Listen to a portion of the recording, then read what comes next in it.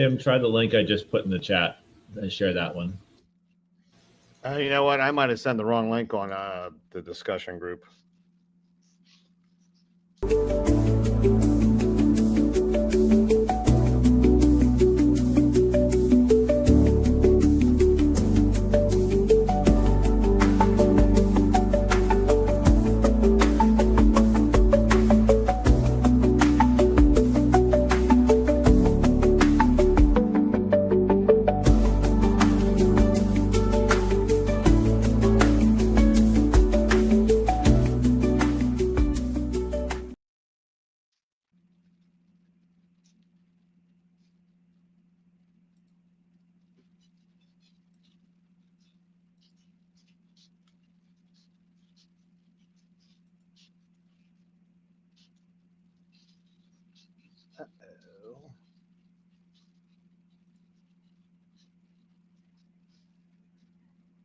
You are live, Barry. Is it only me? Where's everyone else? Did we lose everyone? There's everyone. All right. How's everyone doing? I got some technical difficulties I'm working through ever so slightly. I just want to make sure that the link is up on the Facebook and the YouTube channel. I'm going to check my phone as I walk you guys through this. I apologize. Besides, it takes a little bit of a minute for people to log on anyway. So I'm giving everyone a little bit of dead space here, deliberately or not deliberately. All right, looks like I'm good on Facebook. Nice. Okay, how's everyone doing today? We have a special episode featuring the world infamous Adult Swim Practice put together by, I get my pointing right, this guy right here. Can you please introduce yourself? His Royal Highness.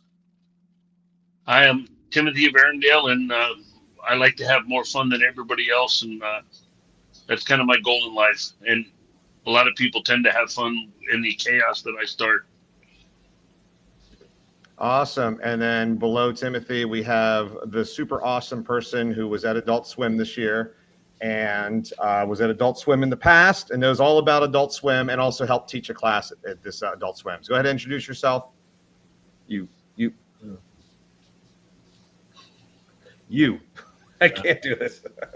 Hi, I'm Nessa. I'm from the Midrealm. I've only gone to Adult Swim since post-COVID, though, so that's my experience with it. But it's a lot of fun, and I'm excited to go every year, and I'm excited to talk about it. All right, and then last but not least, we got the man who's often behind the scenes, but he's a star this way. Yeah, that guy.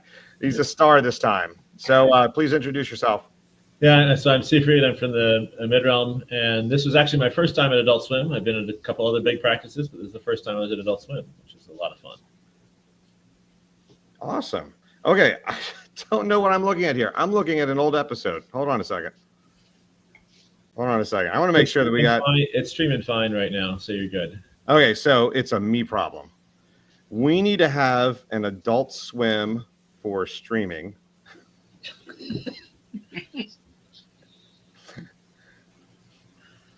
All right, I'll figure this out eventually. I'll figure this out as soon as I give somebody a point to monologue about. Yes, so anyway, and we also have behind the scenes here, we have a Viscount Tristan who's been with Coach's Corner forever. At least, I think the first episode I ever saw, I think he was one of the coaches long before I met everyone here. So anyway, I'm going to turn this over to Timothy to do a little bit of a monologue / soliloquy. This is your big Shakespearean moment. Timothy is he's very shy and not good at talking, so we thought that we would kind of put him in a very uncomfortable position here and have to promote his practice. So please tell us, the floor is yours. Tell us what it's all about. Ethelmark started, I think this was 9 years ago. I'm in a section of Ethelmark that at the time there was not a whole lot of fighting going on. We moved here from the east, and getting the nearest knight in Kingdom to me was over 2 hours away. So all the newer fighters we were getting, I was having to train all by myself, and it was you need more than one teacher.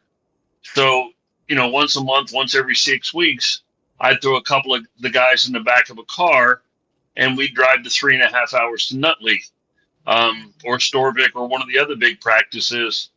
And I eventually, it's just, let me bring the Muhammad to the mountain. So I asked Duke Brennan at the Nutley practice, hey, if we pick out a weekend, can you guys come out so we can have more experienced fighter working with these people, and I'll rent a hall and we'll have a big practice. And His Grace was very, very, let's pick a weekend, let's go with it, and we'll make this happen. So circumstances were such, I had a business trip to Dallas, and I happened to meet Lachlan and Sven, who were king and prince respectively at the time. And they're like, wait, you're going to have a big practice where there's no courts, no, heck, you don't even have to do garb. It's just pickups all day long. Sure, we'll fly out from Dallas. And the word of mouth started from there. One of our unbelts, Baron Ichi, let me know that he goes way, way back with Duke Sean. And he's like, look, let me talk to Sean and see if I can get Sean to come. And His Grace agreed to come out from Artemisia. And when he agreed to go, his former knight, Duke Brian Tarragon, said, I'll make the trip down. And Brian got Nigel from Eldemir, and it just really snowballed from there. We got enough people that they're like, heck, I'll bring my squires, I'll bring, and word of mouth got such, and through social media, and it, with very little effort, we ended up having 200 fighters in an abandoned shoe factory.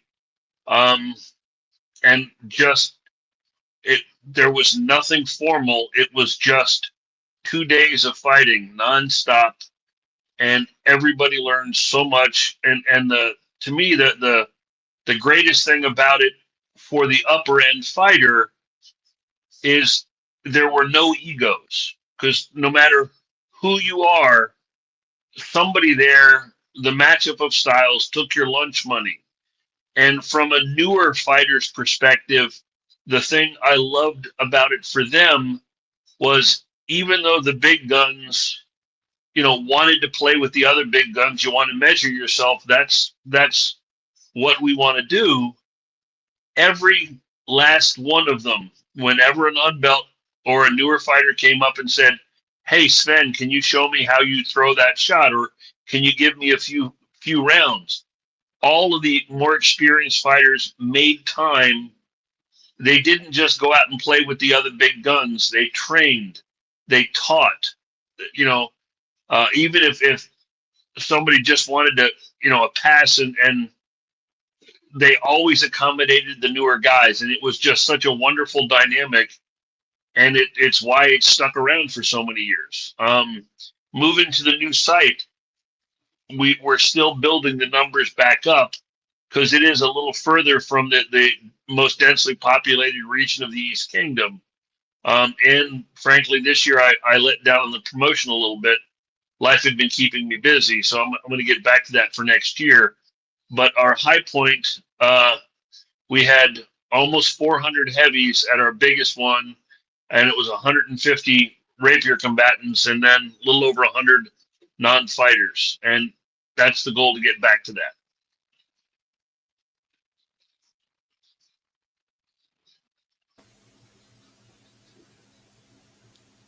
You're muted, Barry. I did that on purpose. I just want to see if you guys are listening.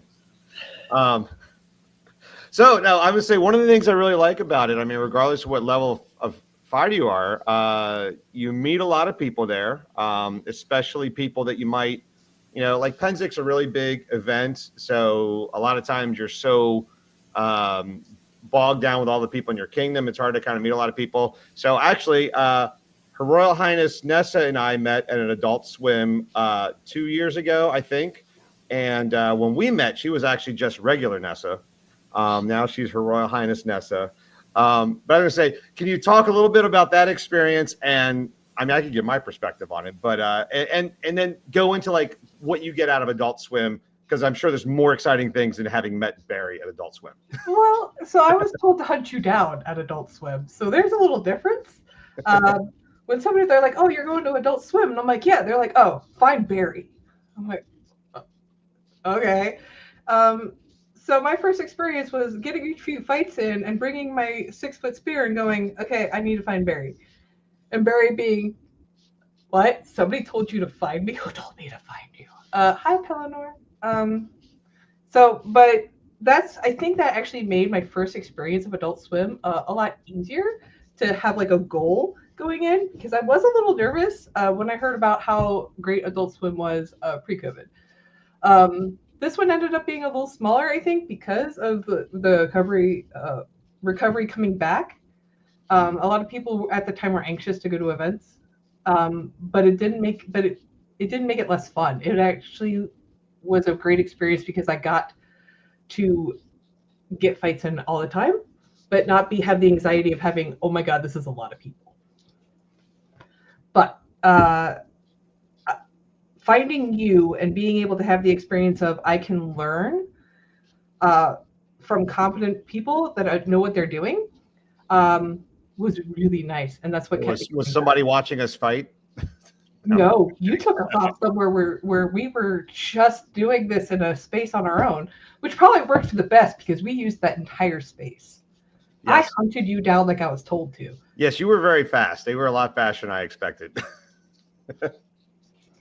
So, and again, that's what keeps me coming back to Adult Swim is I leave better every time.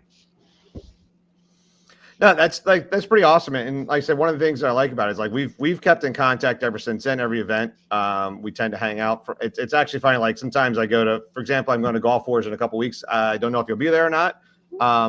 But like when I go to Golf Wars, I'm kind of like, oh, I get to go hang out with my Anstjorn and Midrealm friends. I didn't have Anstjorn and Midrealm friends in the past, and now I do. So it's pretty awesome. But in addition to that, my understanding is like one of the things that Adult Swim is used for is that's actually where like a lot of the war planning goes on between the Midrealm and East, and sometimes allies for Pennsic. So essentially, I think Adult Swim is probably about 6 months out from Pennsic, and it's a nice location that people from different kingdoms around come, and they can go there, if anything, just specifically to meet the people they're going to be sort of organizing with the event for. So there's a little bit of a social aspect there. I'm going to throw this one out to Ricky. I'm sorry, Sir Sivrid. Oh. Sorry. I mundane named you. I'm sorry. But yeah, and I just want to know, like, what do you get out of Adult Swim? How many have you been to? Did you get anything special out of this one? And if you have done this in the past, I think this might be the first one you did it as a night. So what was that like? Okay, yeah. So for me, this is actually the first Adult Swim I was at. So I've seen the pictures, seen the videos, heard the stories, and like, okay, I have to get out there. Last year I wasn't able to make it out, but for me, it's a great place to. I mean, I spent 7 hours fighting, most of the way through, and I fought maybe 2 people that I had fought before. I mean, it's just because of the way my travel works. It was, for me, the best thing about it was it's all these people that I have not fought before. I haven't fought with a lot of Atlanteans. And I fought a lot of pickups at Pennsic. This is a different group of people than come to a lot of pickups at Pennsic. And the other thing I really like about it, I think you mentioned it, is the chance just to sit and talk to people and not feel like you have to rush off to the next round of the fight, next round of the tournament. You don't have to rush off to feast or help somebody with getting ready for another part of the event if you're helping run it. So for me, it's just the ability to be there, talk to people, meet people from all over, and spend time fighting, camaraderie with we all have this in common. And anyone who's made the effort to get there wants to be there to fight. So let's go fight. And so I really appreciate Timothy putting this together and having the advantage of being able to be there. Yeah, it's a nice motivated group of people. There's not a whole lot of people there that don't want to fight. So that's a nice thing. I was wondering if you'd done one before, because this would be the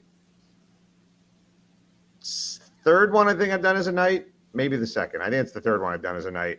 But I remember a housemate of mine, Sir Rundor, got knighted around the same time, actually before me, but it was the same fiscal year, Adult Swim fiscal year. we both had an Adult Swim as unbelts, and the following year we had an Adult Swim as knights. And I asked him a week later, I said, so what was it like doing it as a knight? And his response was, it's a lot easier to get people to fight you. Well, Go ahead. Comment that so I didn't go to Adult Swim as an unbelt, but I was out at Duke Sean's for his spring training as an unbelt, and I didn't have any problem with getting a fight as a knight, and I also didn't turn anyone down who came or as an unbelt there. And I fought probably more unbelts than I did Shiv. I fought some very high-end people at Adult Swim this time, but I also fought a lot of unbelts, and I think that's the case for most of the nights. It's a great opportunity to just learn different styles, learn different ways people fight from all over the place. And so I think it's a great, if you're someone who wants to come as an unbelt and say, I'm not sure, come and fight. You'll get a lot of fights, both training, and you'll also get opportunity to fight people at just about every level possible. Oh, that's awesome. So I want to say something here. So part of what I want to get out of this show is not just talking about the event, but talking about specific things that we learned, and then and whatever it'd be like. Oh, I went there and I learned this neat flat snap, and then we could talk about that, and maybe some of the audience would be like, oh, I've never heard that before. So maybe they'll get a little bit of like that sort of vicarious learning here. So I'll tell you one of the things I learned. I'm actually curious, especially from Duke. His Royal Highness Timothy's perspective. Quick side note, Duke, I always call you Duke Timothy, and some of your old friends, it was specifically Duchess Kalisa, said, I think it's cute that you call him Duke Timothy. He's just Tim. But you've always been Duke Timothy to me, so. I'm pretty informal. Yeah. But anyway, so yeah, I'm curious what your perspective is on this, because I know you've traveled around a lot. So one of the things that I kind of learned at this event was I fought someone from Atlantia, someone from the southern region of Atlantia, someone that we all know. I've known him before, but it's the first time I really got to fight him. And I thought I did pretty well. I'm not saying that like I beat the crap out of him, but I was very happy with my fighting relative to my expectation. And I sent the video to my knight, Sir Bill, and Bill responded with, where is that knight from? And I said, he's from Atlantia, sort of the southern part of Atlantia. And he said, Battleship. And specifically meaning that I believe that like a lot of parts of Atlantia, like I feel like the mid, especially in like the Dark Yard part of the Midrealm, is very much a footwork kingdom, very fast footwork. And Atlantia is not really a footwork kingdom. It's more of like a hard hitting stick mechanic, get power kind of kingdom. Now, maybe I'm wrong on that, but if anything, it does sort of capitalize on the, if you fight Brannos or if you fight Louis or if you fight Nessa, you're going to get some pretty mobile fighters versus there are other kingdoms where you might just get some, like, we call it punch face, people just like in your face throwing pretty hard or something a little different. Timothy, any thoughts on that? I mean, there's certainly regional styles. I mean, it's as Bill said, you can look at a fighter and for the most part figure out where they're from just on how they fight. Hell, most of the time you can pick out their instructors. But to me, that's how you become a good fighter. I mean, my style has the huge advantage because I've lived all over the SCA. I've been able to take little bits and pieces from people all over the known world. Hey, this is something I learned out in Caid. Hey, this is something when I lived in Northern Atlantia. I picked this up in the East Kingdom when I was out there. And I mean, I tell all my guys, you got to treat fighting as a buffet. It's, if somebody shows you something, try it. If it doesn't work out, that's great, but you've tried it. My style is a little bit of this person, a little bit of that person, a little bit of this one.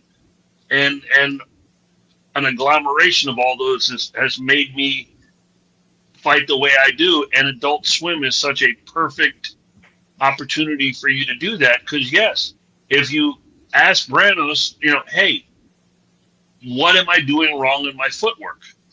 And he'll work with you. Or, you can ask Felix, how the hell do you throw your body mechanics are so fast? How do you do that? What am I doing wrong with my shot? You can ask, I don't know, Eckhart. I had him go over his mechanics on one of his shots with me because he's as fluid with that as anybody I've ever seen. And so Adult Swim gives you the opportunity to learn from different styles without having to go, to Eckhart in the southern part of Atlantia, Felix from the northern part of Atlantia, Branos from the Midrealm, Sven from Ansteora. It's all in one. It's one-stop shopping. That's pretty cool. Hey, I wanted to get to this earlier, but let's go ahead and do this now. Tristan, if you can please bring up the video of Adult Swim. There it is. And Timothy, can you tell us?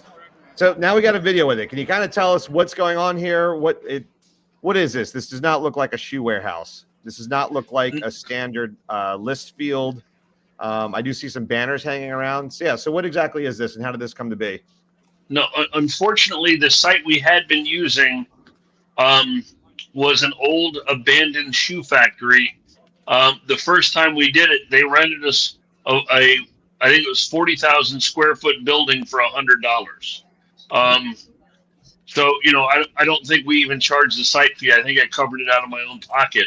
But unfortunately, one of the local Amazon distributorships is renting 90% of the building now, so we lost the site. One of our baronies said, look, one of our members runs security at a mostly abandoned mall, and they're willing to let us fight there. We'd had a regional muster there, and I'm like, it's a great site. I'm more than happy to do it. My biggest concern with that site, because this event typically happens in February, there's a section of road right near there that is just always, if it's snowing anywhere in the planet, it's going to be snowing there. That's my only drawback to that site. But we have pretty much full run of the mall. We were fighting upstairs. We have several of the storefronts where they run classes. They hold a royalty room. They did a couple vigils in them. I mean, pretty much anything we want, the mall is willing to accommodate us. And I mean, it just really works out well. I mean, last year it was pretty amusing. Some random person posted a video up of not a video, sorry, an Instagram post, and it went viral. Last time I looked, it was like 7 million hits. And it was just unfortunate we didn't have a banner up that said, this is the SCA. Look us up at sca.org. And I'm hoping something goes viral after this year. But I mean, that's how we ended up with a mall in Johnstown, Pennsylvania. I'd like to bring it closer to home, but that site's kind of grown on me, and I think we're going to do it there again next year. Yeah, it's got a pretzel stand right across from this that's open. And I was bummed we didn't get the pretzel mascot to witness the signing of the Penzic Treaty. That was my goal. Unfortunately, it didn't happen. There's something cool about saying that you were able to fight in a mall. Yeah, well, I mean, Barry's video that he made last year is just spectacular. I still show people that. I appreciate it. For anyone that hasn't seen that video, I did a spoof of I spiced together the movie Dawn of the Dead, which was an old zombie movie from the late 70s or early 80s. By the way, my wife's uncle's actually in that movie. He was in the sidecar of that motorcycle. He was the guy in the sidecar when the motorcycle guys came in. But anyway, yeah, I spliced it together where like the guys come in and they look at the mall. They're like, what the hell is going on down there? And then you see the fighters instead of zombies. Technically in the scene, they're looking at like boxes of fuel and water or whatever, but it doesn't matter. I spice it together. Yeah. Oh, so we have a question here for Timothy. So go ahead. If someone wanted to clone Adult Swim in another region, where would you start? It's an interesting thing. After the second Adult Swim, I tried to get other people. I wanted to do it and bounce it around the country. And I asked a bunch of different people, and nobody took me up on it. I don't know if they couldn't find a site or what, but there was no interest in doing it elsewhere, which really surprised me. But to answer the question, I think you have to find somebody who has the cachet that they can get on the SCA social media, and just word of mouth. If you get half a dozen good instructors, people are going to come. And that's how it created. And like we said, Duke Sean has the one that he runs out in Artemisia. They do 3 Dog Night in Atlantia. These things are popping up. I mean, Adult Swim, I believe, was the first practice like this.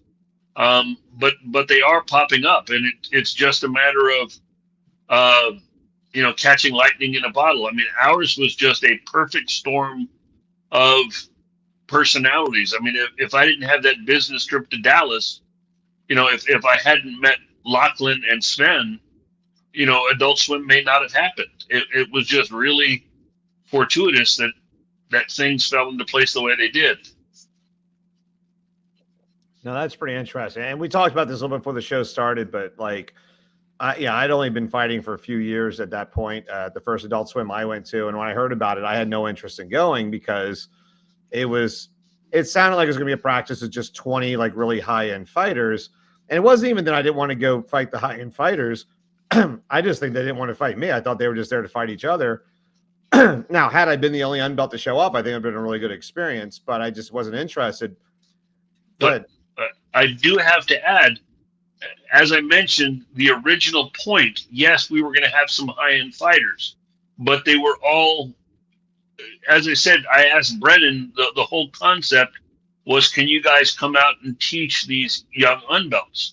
At the time, I was the only knight within probably a 2.5 hour radius from my house, and we didn't have any grant level fighters.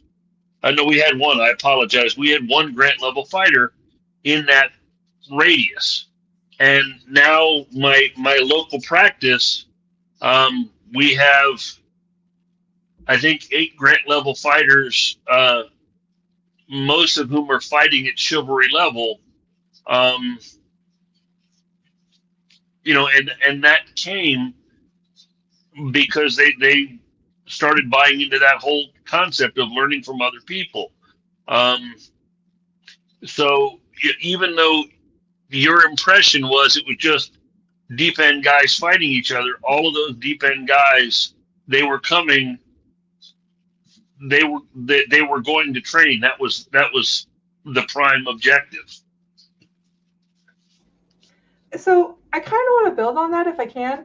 As an unbelt fighter currently, I see a lot of opportunity in fighting higher end fighters, but I also see a lot of opportunity fighting my own skill level as well. So while the appeal of the high end fighters is there, that's the boss level fight. I like going through fighting unbelts, seeing where I'm at, and maybe taking that to somebody higher level, see how I'm doing. But I really think Adult Swim gives that opportunity to find where you are. And there's a lot, even unbelts have a lot to teach. I heard some knights say that they were there just to fight other knights, and that's okay. That's what they came for. I've heard some unbelts going out because they were doing their chivalry hunt. I know there are several notebooks that were there. Knights were signing books left and right, and that's okay too. We all go to Adult Swim for different reasons, but in the end, we're all doing the same thing. We're all on the path to be better. We're all on that path to learn more, and I think that's awesome. I also had the question, when did classes start happening at Adult Swim? I think I started doing it informally at the second Adult Swim. this year I really dropped the ball.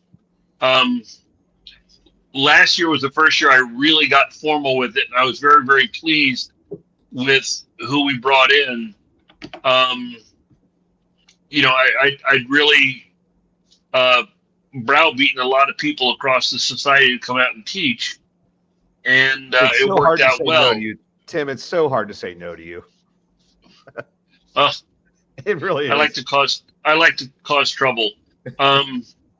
But this year, the autocrat had said that he was going to schedule the classes, and you know, I didn't spend any effort after that trying to track people down. So I was very disappointed with I feel like I let people down by not, you know, arm twisting people to come out and teach. You talking about this year? Yeah, I was, like I said, I feel like I let folks down this year by not arranging them. And I'm not going to make that mistake next year. Yeah, I'll say from my perspective, I've not gone to a lot of classes. I have gone to some, but one of the things that's nice about the classes is that, so I felt like early on, like Adult Swim can be a little overwhelming for some people, whether it's because of their level of fighter or maybe it's a little bit of social anxiety. Sometimes it's just fighter anxiety. It's like anytime you take on a fight, you might be like, I don't know if this person is going to fight at my level or if they're just really going to haul off on me.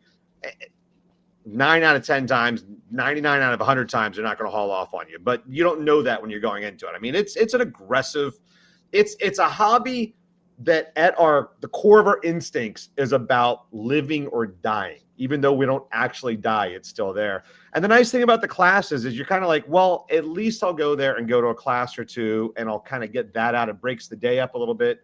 You can learn things from sort of a different part of your mind, usually in a much more relaxed space. So I've enjoyed the classes. I've taught some before. I know people have gone to the classes. Duke Dietrich's, great sword class. Sven's 2 sword classes. And I want to ask, I know that Nessa ended up helping with a class this year. So can you tell us how that happened, what it was about, and what was taught or learned that would be good for the audience here? So, like, what could I get out of a class like this?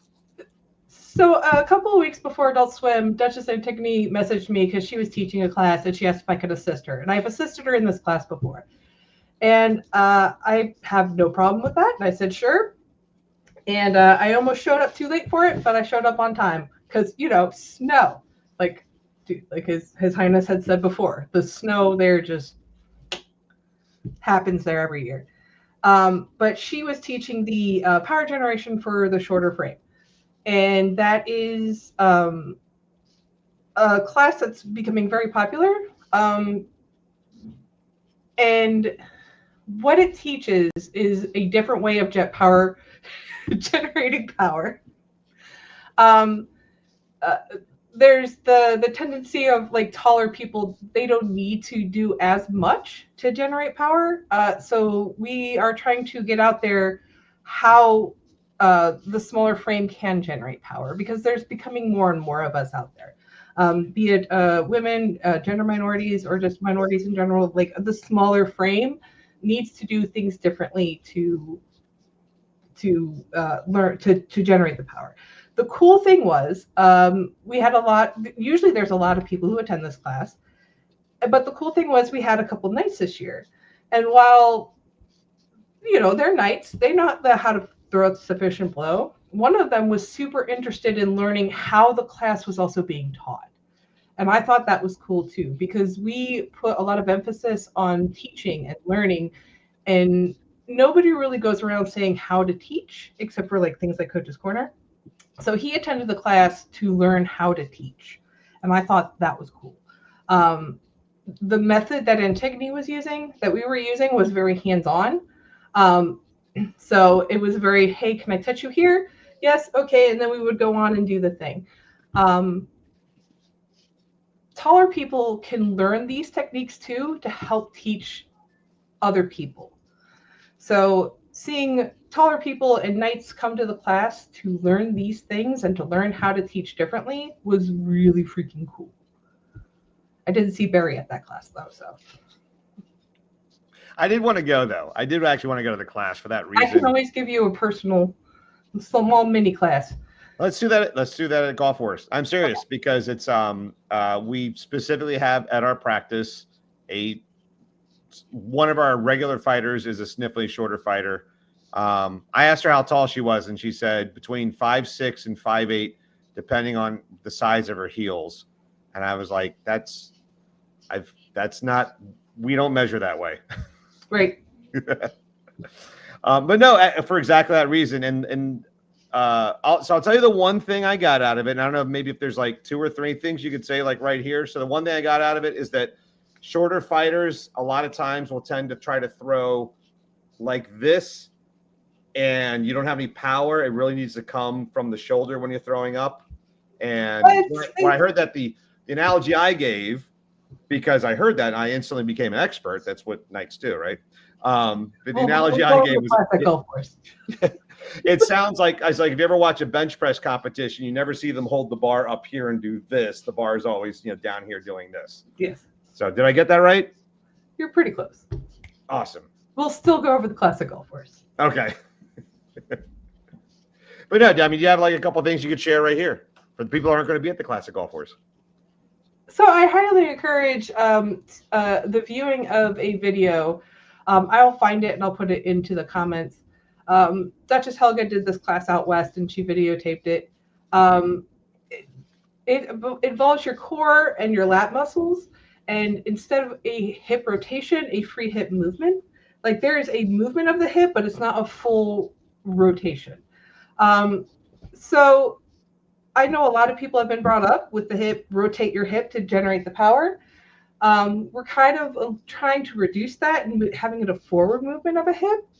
So that way your arm, your power can come up and go through. I like to tell people that learned hip rotation, you're finishing the training that was started with the hip. And now you need to know what to do with the shoulder, your lats, and your core.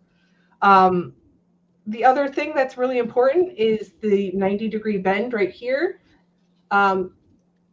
If you are out here and you're trying to throw like a second shot in a combo, you're not going to get any power. You have to return to this every time. Those are a couple of things. Also sitting a little bit. Standing upright with your legs straight ain't going to get you any power either.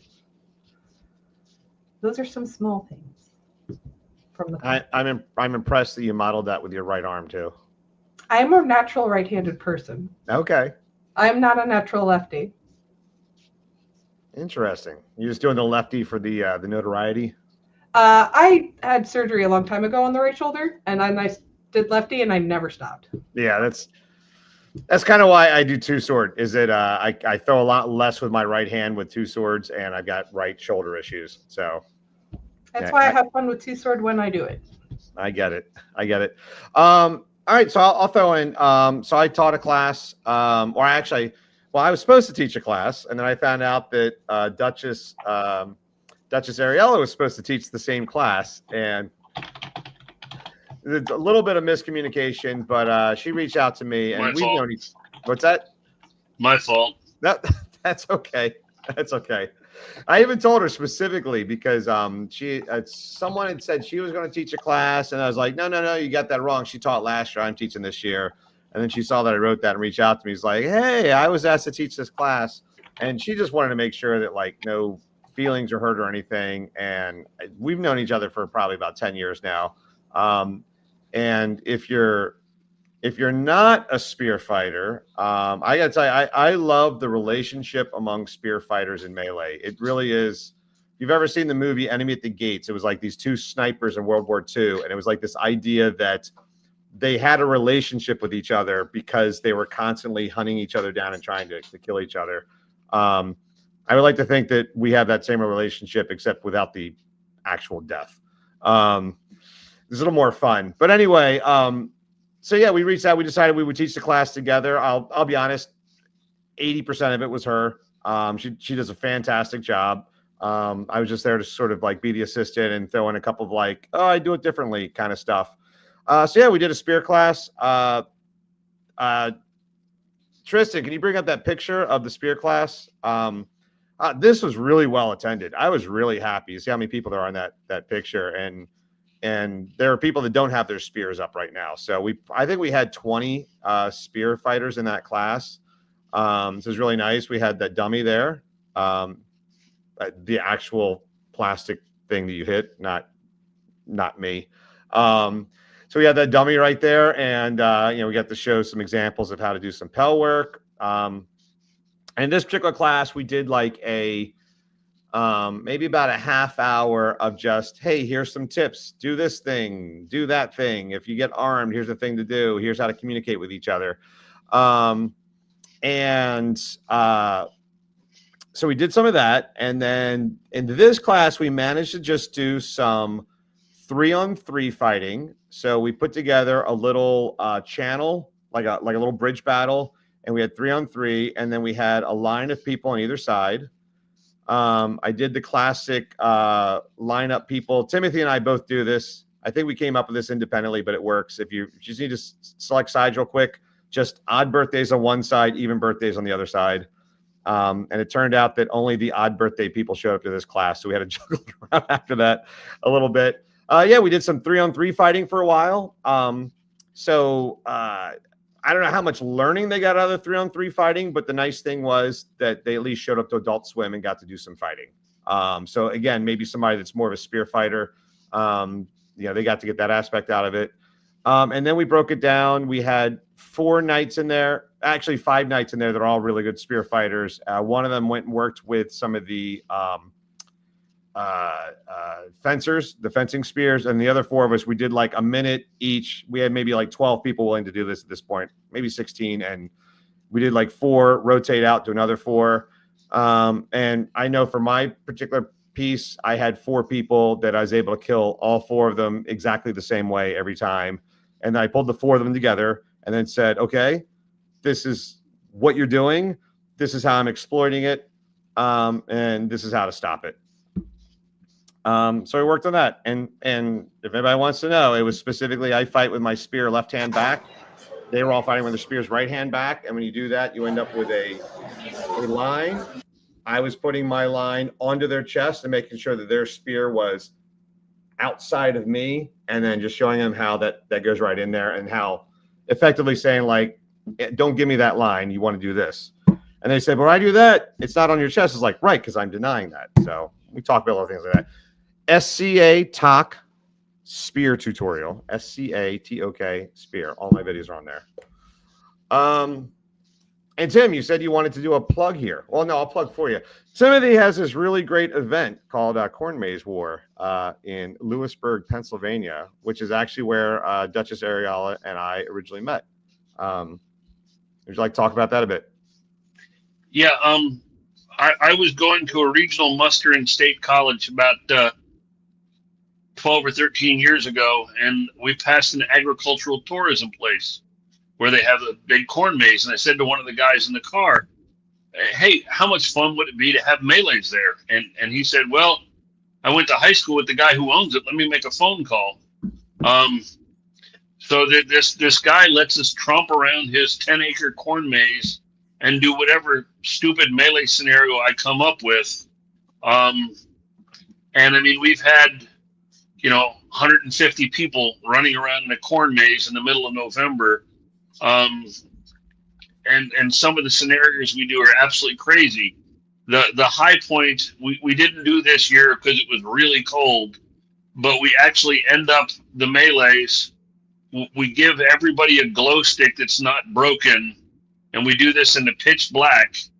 And when I call lay on, everybody breaks the glow stick, and that's the 2 teams. You distribute yourself throughout the maze however you want to before we break the glow sticks. And if you happen to be in a spot where there's, 6 other people on the other team, well, that's your own fault. But we keep doing battles after battles as resurrection battles in the pitch black, where all you have to go on, is this little glow stick of color you have wrapped around your neck. And when it's time for the last battle of the evening, I tell one of the guys before the battle starts that you are going to be patient zero. And bear in mind, this is the least medieval event we have. It's even less medieval than having a fight practice in a shopping mall. But anyway, I tell the one fighter he's patient zero. And when he dies, he takes off his glow stick and he starts the zombie army. And he tries to pick off stragglers and isolate people and kill them one at a time until we have a big enough mass of zombies, and we call humanity's last stand. There's this wooden bridge in the middle of the corn maze, and we have humanity, all the remaining fighters from both glow stick teams make one final stand under the bridge while the zombie army comes in. So all the spectators are standing up on top of the bridge, laughing their tails off as you see, 30 crazed or 40 crazed guys going brains, tracking down, those fighters who are still alive. At some point, I expect I'm going to get a letter from the society or a marshal telling me, no, you can't do this anymore. But until that time, we're going to keep doing fighting in the pitch black with glow sticks. So Tim, So if you want to have more fun than you've ever had in armor, it's typically the first weekend after Halloween. Tim, I gotta tell you, it's one of my favorite events. I've been to almost every one you've had. One time I did not go because I was receiving an award at Atlantia Crown, and after that event, I swore I would never skip that event for an award again. But I will say, so we did we fight all day long. I usually don't fight the night battles, but we fight all day long. And I did the night battle that year. We did the glow stick thing, and we went into the maze.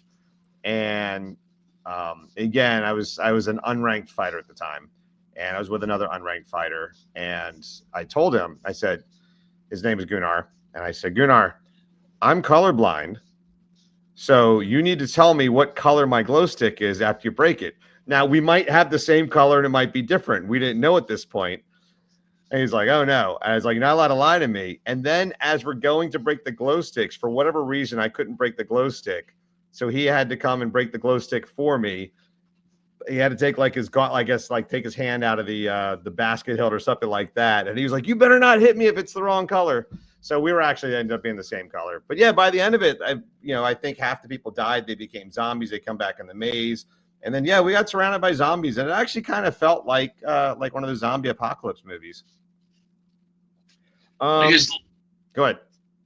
Like I said, it's not very medieval, but it's just insane amounts of fun. We also do a scenario we call Minotaurs, where typically it's knights versus the world, but to give the knights some kind of advantage as the Minotaurs, they're allowed to walk through the walls of the corn maze to simulate, the Minotaur knows the way around the maze and everybody else doesn't. And so you're watching the unbelts try and corner knights so that no matter where the knights go, he's going to get pummeled. And it's the most fun knights versus unbelts that you'll ever have. So I want to say that the only thing that makes the corn maze battle not medieval is that no one has made a movie about it yet. So we just need a movie of medieval knights being attacked by zombies in a corn maze, and then we're good. That'll at least cover the creative part of the anachronism. You beat the Adult Swim video. Get on it, Bari. That's true. I guess I could do that.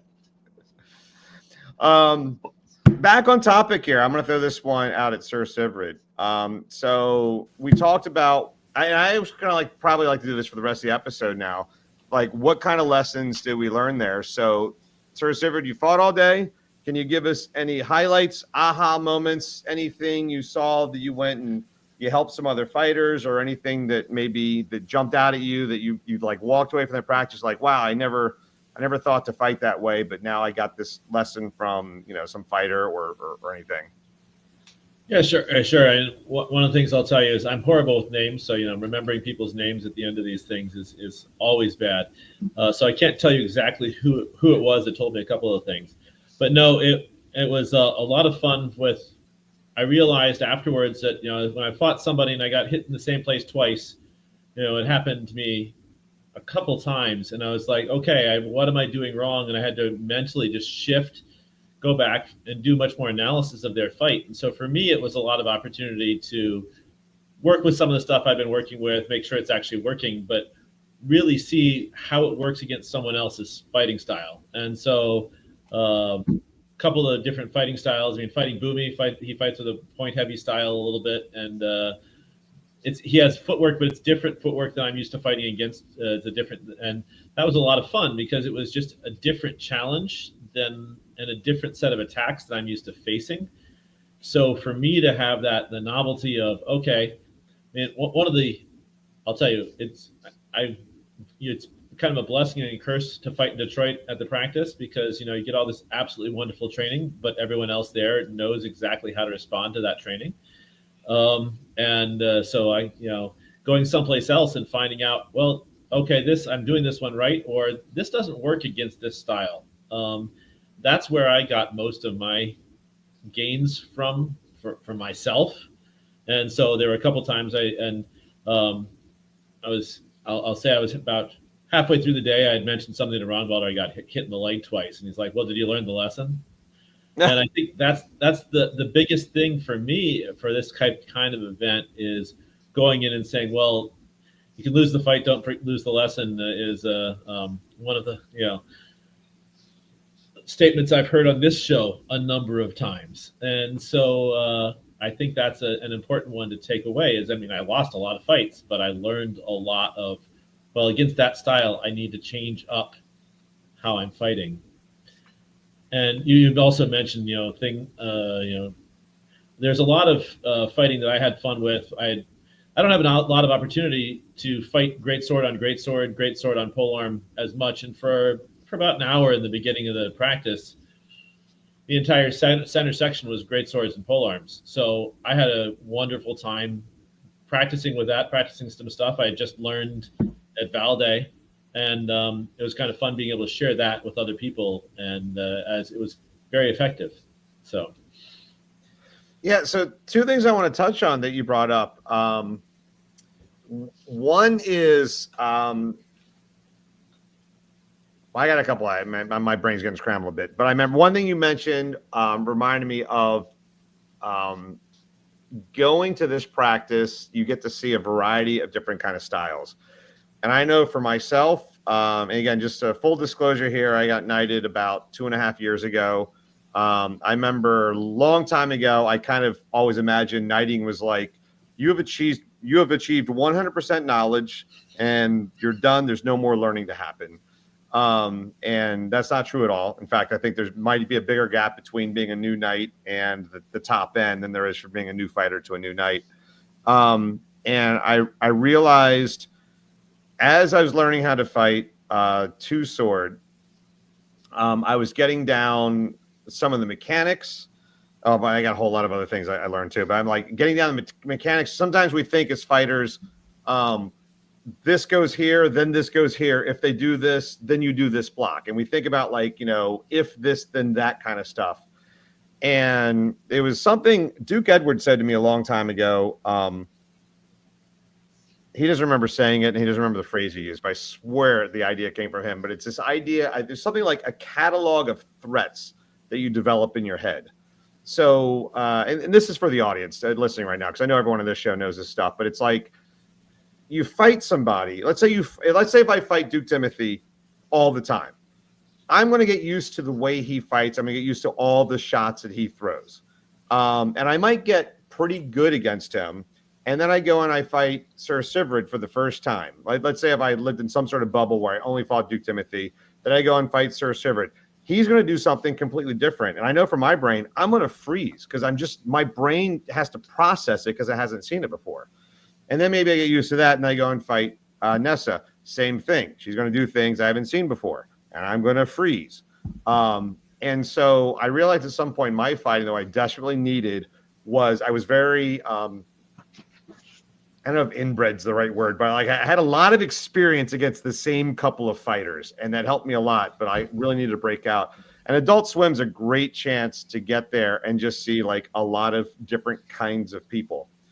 So that's one aspect. Another aspect, I got this from Sarah Rundor from Atlantia, who had said that one of the things he likes about Adult Swim, especially coming up as an unbelt, was when you fight the same people in practice all the time, you might be getting better together, but you don't notice this because your win ratio doesn't change. But then you get to go to an Adult Swim and you get to sort of see of this kind of like, large pool of fighters. Am I doing better than I was, the previous year? It's especially helpful if there's video. And again, we had Duchess Antigone took a video, Sir Boomy took a video, Sir Sivrid took a video. So there's a lot of videos of your own fighting out there. So you kind of like, I did that this year. There's a lot of things I needed to work on. That progress, I always say this, I get 1% better every practice. Well, a year later, I got 52% better. I was able to look at the video from last year and compare it to the video of this year. So that's some stuff that I get from it. I want to throw this out to Nessa. Go ahead, Nessa. You got a thing. So my quickie thing real quick is I worked on my confidence this year, which is a different kind of, I wasn't working on like blocking a certain thing or doing certain threats. I was working on like confidence. And the thing I want to say is if you are an introvert and you have a hard time asking people for things, or if you're shy about going up to somebody, grab your local extrovert and they will be more than happy to help set up fights for you. It's one of the things I love to do. I know I grabbed Sir Sivrid's son, William, and I said, have you fought this person? And he went, no. And I'm like, okay, we're going to go do it. And I would set them up. Don't be afraid to grab your friend who can ask for you. There's no shame in it. And normally people understand. Always grab your friend. Well, it's funny you should say that. I had somebody there. We had a night who had a friend that was coming to Adult Swim and didn't know anybody. And apparently this person had a negative first experience with the SCA. She actually came from like a foam background, and I think she got hurt like in an unfortunate way, like the first SCA event, and had nobody to like sort of lean on. And so she went to our shift page and was like, hey, can anyone, look out for this person? And I knew that there weren't a lot of people that were going. I knew I was going, and I'd actually met this person before. And so I agreed to it. And yeah, that's kind of like, I sort of took it upon myself. And we actually also had a new fighter from our local practice decide at the last minute he wanted to go to Adult Swim. So the same sort of thing, like, how you doing? Like, I could go set you up with some fights, or you good at asking people. And so, yeah, I think that's a really good idea. If you can find some people to do that. Don't let it prevent you from coming out. If you know somebody there who can set things up for you, they will. Like, we all want to get better. We all want to share this thing we love to do. So if you have hesitations about going someplace because you don't know anybody, go. There will be somebody to help you. And by the way, I want to say earlier on, I mentioned about being a knight, it's easier to get fights. I don't want that to scare anyone off. Like, if you're not a knight, it's going to be hard to get fights. It's just that a lot of times when you're a knight, you can stand there, and then people who are doing their shiv hunt well, you have two people. You have the people doing their shiv hunt. So if you don't know what the shiv hunt is, it's there's a Facebook page. You can look it up. It's a challenge. I believe it's a challenge to fight 50 knights within a year. I think first person who does it gets some sort of award, and there's might be some sort of like another patch or something you get. I'm not sure what the details are, but some sort of like kudos if you actually get the 50 in a year. So Adult Swim's a great place to do that. So people go around and they try to fight all the knights they can. And then you also have a lot of times your top level unbelts, and we know who you are, just so you know. Top level unbelts are sort of testing themselves against the knights there. I know we had, for example, one last year. It's good for I'm hoping he gets knighted soon. I mean, this guy's really been working on it for a long time. But he was he like went there and he fought knights from other kingdoms, and he was like doing really well. And so that was like a good confidence builder for him. It's also kind of good feedback for our order to be like, yeah, this guy's he represents well. Timothy, I think you wanted to throw something in here. Yeah, before I finish here, there's a couple things I've got to mention. I mean, Arvik's done a great job autocrating this year. I mean, all I've done for years is PR. Arvik's done the last couple of years But for the years before that, Baron Leo Dietrich did a phenomenal job as autocrat. I mean,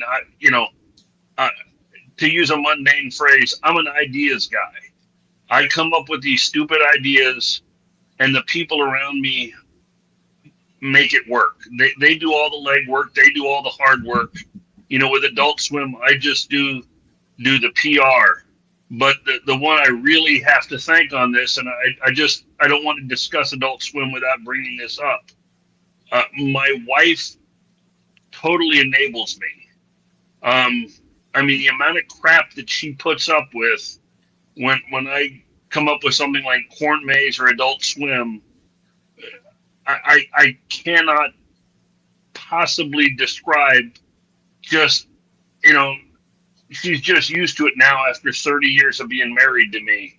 But I mean, I really, like I said, I got to give her credit because everybody enjoys Adult Swim. Everybody enjoys Corn Maze. But without her, they wouldn't happen because any normal person wouldn't let me do the crap that I do. So I just wanted to make sure I took a moment and gave her credit for that. That's pretty awesome. You are a lucky man. We tell myself that every day. We are vicariously lucky. So I'm kind of curious, Nessa, what kind of stuff did you learn or were you teaching in your fights? Or were you too busy having to go to meetings? I had a lot of meetings. I spent a good, what was it, a whole hour at the very least with Timothy, backed away in a court of this little back of a shop area to hash out Penzic so we can make Penzic great for everybody this year. I like I said, I worked on my confidence this year. I have a pretty good skill set so far. Like, it can always improve, but I needed to work on being confident enough in myself. So that's what I worked on. How does one work on that?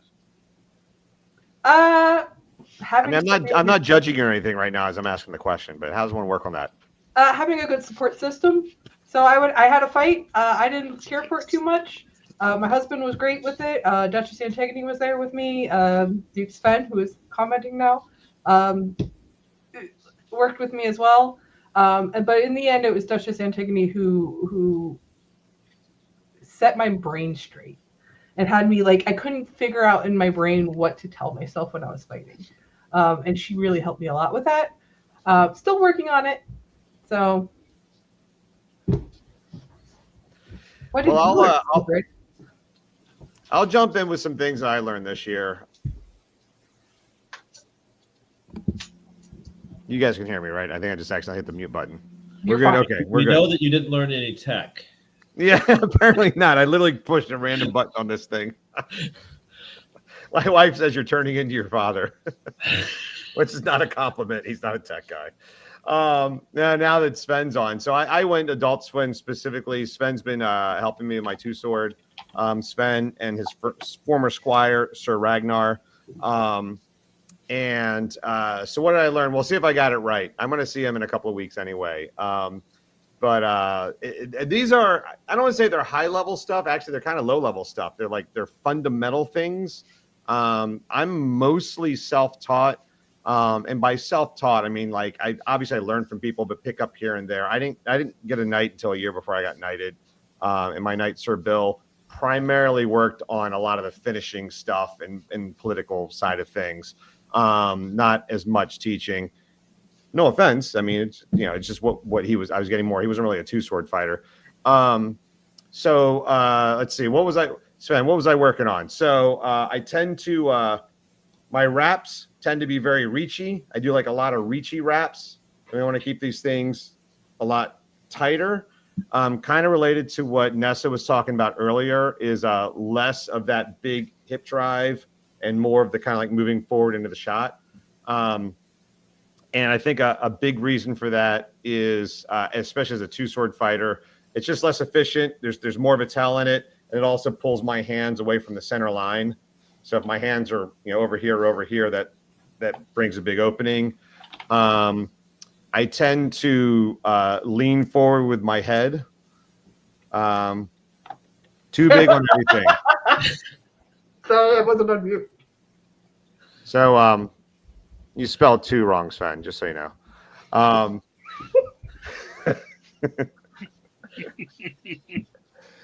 Yeah, too big on everything. And I do a lot of, and a lot of my stuff is very rappy, like very spinning around stuff. So again, a lot of tells with that. And then, like I said, I tend to lean forward and reach some.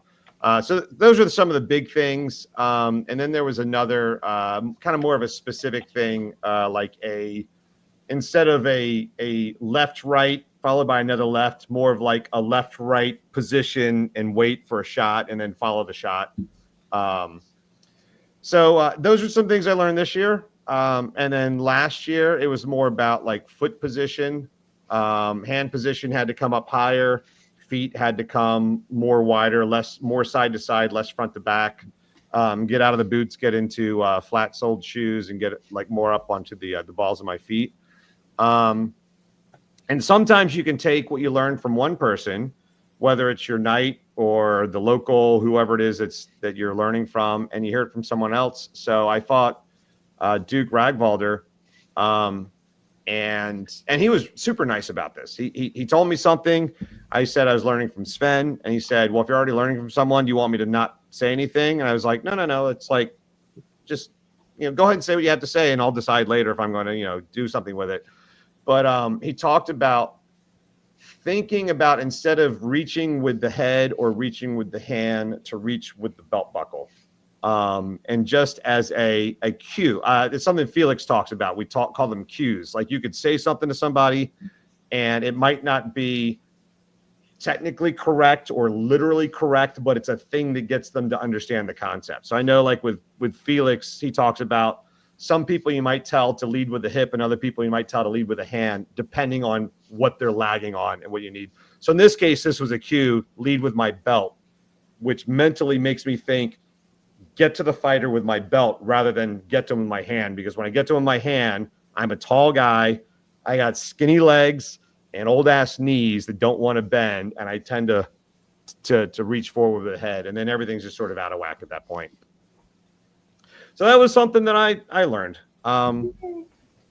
Something I observed, which I decided not to interject on, and I wasn't sure if I should have. I saw a lot of great weapons fighters, a lot of polearm fighters doing a lot of point work. They're all unbelts, and they were all really good. In fact, I would say most of them are probably better polearm fighters than I am. Like, they were all really impressive. But I just noticed that they were giving up a little bit of speed on their thrusts. And there's something I learned a long time ago, and I've seen Duke Brandis do this. You can get a little bit more speed if you sort of reach forward and lift up that back leg and do like a little bit of a cantilever with that. So that's something that maybe at some point I'll talk to some people about. I don't know. I'm trying to learn about like when it's appropriate to interject and when not. So. It's a hard thing to learn. Yes. So what else do we got? Who else do we have in here? Do we have any thoughts? Anybody want to interject with something? What I tried to work on, I am definitely on the downhill slope of my career. Every practice, I'm finding I'm slower than there was to practice before, and I'm not anywhere near as strong as I used to be. So I'm actually working on transitioning. I used to be just kind of wade straight ahead. I used to joke that I'm like the T-800 robot. I have a gear. I'm just going to just chase you down and pummel you. But I like to dance. I've been working on dancing between C range and out of range, and change my controlling the engagement when it happens, rather than just, okay, even with a buckler, I'm going to weather your favorite 3 or 4 shots, and then once I'm in, you're toast. And I can't do that anymore at my age and my current weight. So that's what I've been trying to work on, and that's what I personally spent all my time at swim when I did get to fight work on.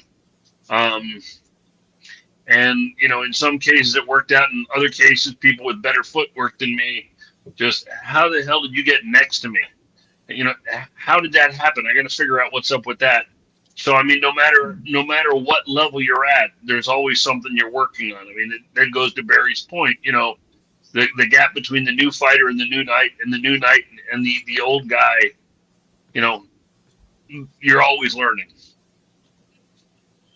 Yeah, it's like even for someone like you, I think you're a pretty accomplished person. You've won crown several times, but whether or not there's a big gap between you and whoever is the best in the SCA or most knowledgeable, if it's not you, but I'm sure that there's at least aspects of your fighting that there are people much better than. Like I'd imagine, for example, Duke Branos probably has much better footwork than you do. I would just have to guess. Everybody has better footwork than I do. No, I wouldn't put myself in the top 75. There's a lot of people better than me at this point in my career, and I'm okay with that. I don't expect to be fighting. In all honesty, after the rain, I will greatly be reducing my activity level.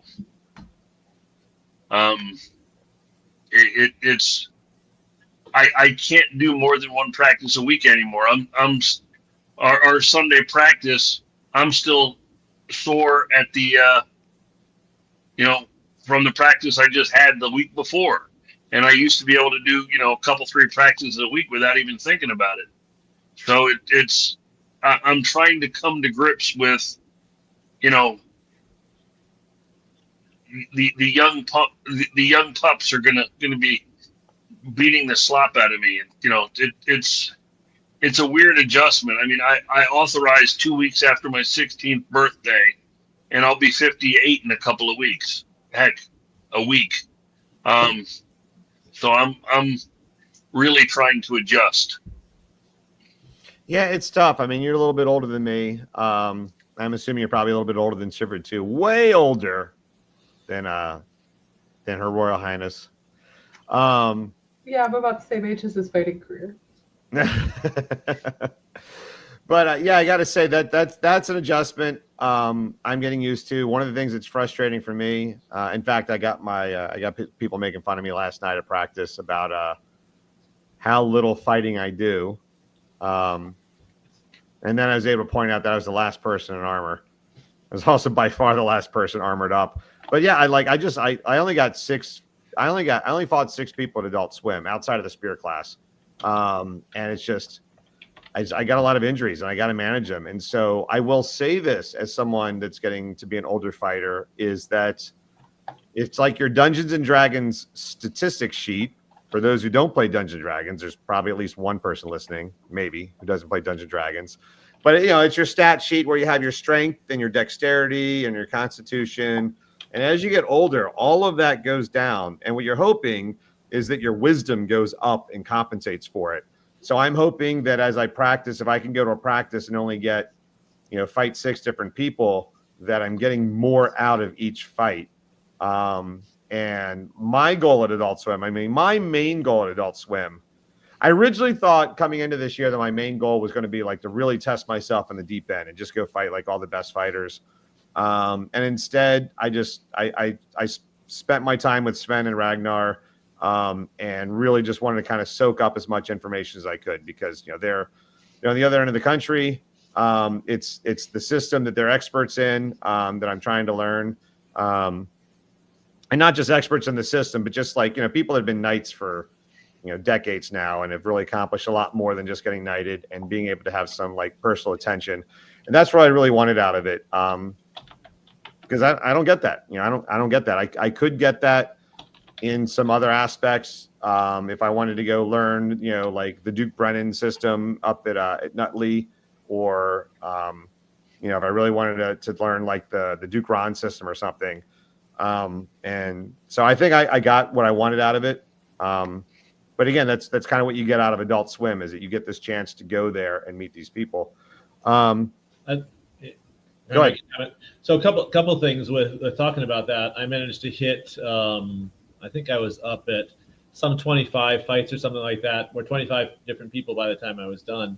And one of the things that made that possible was just I've been doing a lot of cardio, and Tristan just posted something a couple days ago in the discussion group about Zone 2 training. It's just, keeping yourself going, keeping yourself really so that you're able to go for a long time. And, it's interesting. I look at, how I came off of the end of the day, and it's a lot of cardio just to keep being able to go that long. But the other thing is, I wasn't necessarily going hard out the entire time. I mean, that's a lot of it. And Tim, you're saying, it's hard to recover from the last week's practice. I get that the same way, but it's the same reason why we practice the foam at a lot of practices. It's just that way. I don't feel it quite as badly the next couple of days. But the other comment I wanted to make, and this is something that's been talked about at this show a bunch, is that as Bari, you mentioned, there are a lot of videos. And one of the things I learned was not something I learned while I was there. It's learned watching my videos. And so I keep going back and saying, and Nessa will know exactly what I'm about to say first. I stand up way too much when I'm fighting, and I don't bend my knees. I think I'm doing it when I'm fighting. And then I look at my videos and like, yeah, that didn't happen. And so I think there's an advantage. There's a lot of people who videoed, and I think there's a lot of opportunities at an event like this that you're going to get a lot of fights. You're going to forget some stuff. You're going to learn some stuff. But if it's worth the time to go back to those videos and say, with that kind of dispassionate view of not I did horribly or I did great, or I want to see that one where I won. I want to go see the ones where I screwed up, because then I can work on fixing those things. Yeah. I want to bounce off of Sivrid here. So I've noticed this thing since the end of COVID and we started coming back. I got asked recently. Midrealm used to have a pro circuit where the unbelts would go to specific events to be seen by knights. And they were usually tournaments. And we got asked recently as Royals, how do we get this event back on the pro circuit? It made me realize the pro circuit's gone. Like, the emphasis now is there's a lot of recorded practices. There's a lot of recording of just sparring and things like that. Like, events aren't as recorded. They still are, but they're not as recorded as pickups are. And it made me realize that events like Aedult Swim are super important, because that's where we shifted our focus to, was things that made us work on ourselves or work on other people to improve the skill level of the sport, and encourage teaching and encourage a whole bunch of other things. The tournament scene is still there, but I don't think it's as prevalent. And I think events like Aedult Swim are now hugely popular because our focus now is the recording and the practicing and the sparring and the getting better. It's just an observation. I might be wrong, but I feel like that's where we shifted to, especially with the social media and YouTube and things like that are now way more used for our sport than it used to be. Well, I got to say, one of the things that I found interesting about Aedult Swim this year is we had a fighter who's been with us since the summer. He came from Ethelmark. I know he was at Thorsel's practice, and I don't know if it was Thorsel's practice, but that was the name he threw out of a person that I know. So Sir Thorsel. And he hadn't been to an event yet. And last minute he was like, I'm thinking about going to Aedult Swim. And a very, very green fighter. And I don't mean that because he was borrowing my green shield and my green tunic, but he was had a great time. Just walked around, asked people if they wanted to fight, had no one, turn him down. I know I said this earlier. I said that when you're a knight, it's easier to get fights, but the reality is it's not hard to get fights there. It's just that a lot of times you're a knight, you can just stand there and people walk up to you and ask you to fight versus, if you're not, you kind of have to be the one doing the asking. It's a little of the middle school dance kind of thing, who asks who. So that was a really nice thing.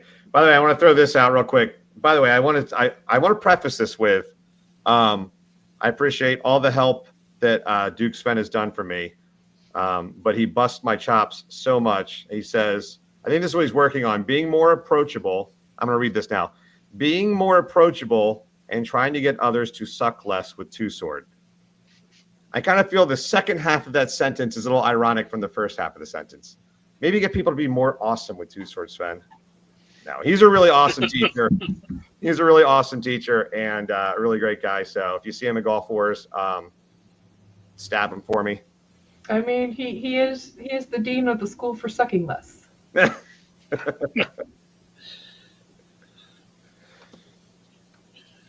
Oh man. So what else we got here? What else did we learn?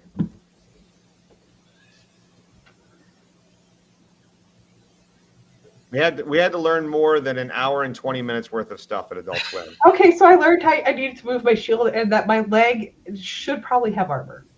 How about that? So much so that my husband went and ordered me leg armor without even asking me, really. He was like, this. And I was like, okay, fine. And now I have leg armor. But like I had the ability to talk to Sven and Ragnar about it, and they made me realize, one, I'm not moving, and two, my shield's not moving. So just moving my shield that little bit, because I fight with an 18 by 28, makes all the difference. And it's not a whole lot. It's a little movement. So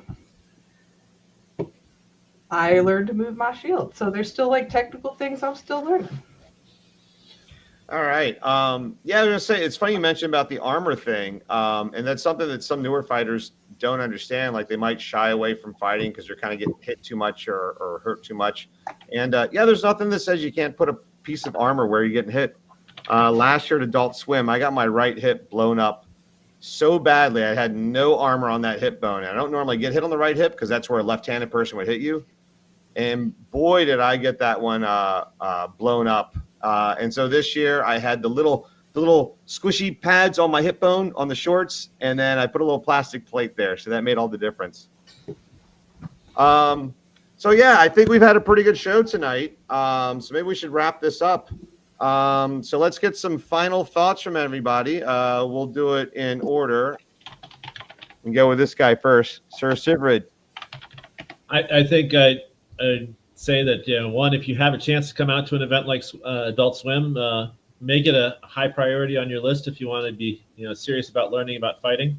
I posted into the chat a little earlier a link for Duke Sean's. Duke Sean, for people who are afraid, that's at his house. He has an open invitation, and he's made that pretty clear that if you want to go to that practice, that event, there's something both Saturday and Sunday. Connect with them, and they can help you figure that out. And it's a worthwhile practice to get to. A completely different set of people that come to Adult Swim because it's more, well, not completely, because I think Sven will be at just about everything, and so will Antigone. But there's a very different set of people, and so take the opportunity to go to these places and learn from a bunch of different people. All right, Nessa. Thank you for having me on, but also don't be discouraged of traveling outside of your kingdom. Outside of your kingdom is where you're going to find a lot more to grow. Your kingdom keeps you, like, you learn to fight your kingdom. And even though there's different regions of your kingdom that fight in different ways, you learn to fight your kingdom. Going outside of your kingdom gets you more experience, more fun, and just a good time. Again, grab your extrovert friend if you need to, but don't be afraid to travel.